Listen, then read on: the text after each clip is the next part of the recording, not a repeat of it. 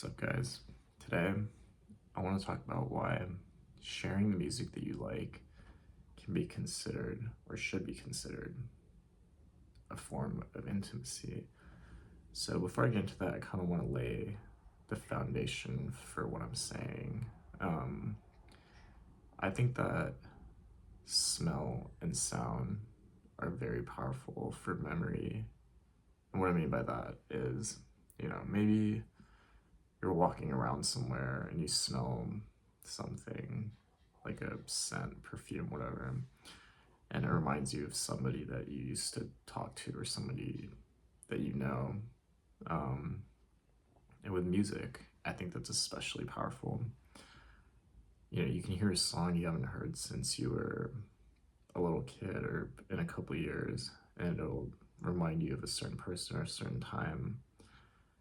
And that happens to me a lot. Like, there's songs that I listen to where I'll hear it and it reminds me of a certain time in middle school when I was in eighth grade, or like a certain time or a person.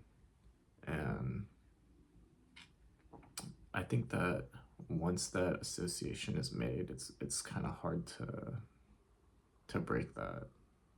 Uh, as far as I know, maybe there's a way to do that, but I'm not aware of any ways to do that. And I think it's you don't have to be careful, but like from in my Spotify, I think I have 2,100 like songs right now, and some of those I've found on my own. Some of them people have shown me, and I think there's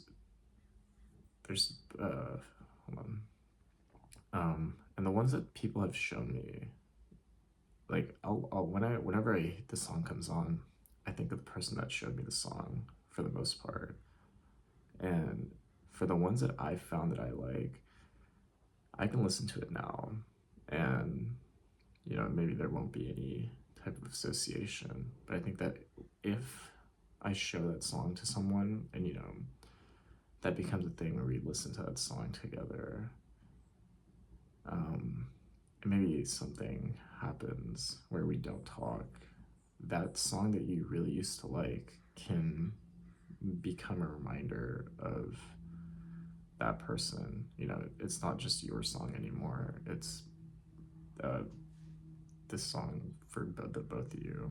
Um, and that I'm not talking about just like a romantic, really it could be, just you and your friend. But yeah, that's it for today.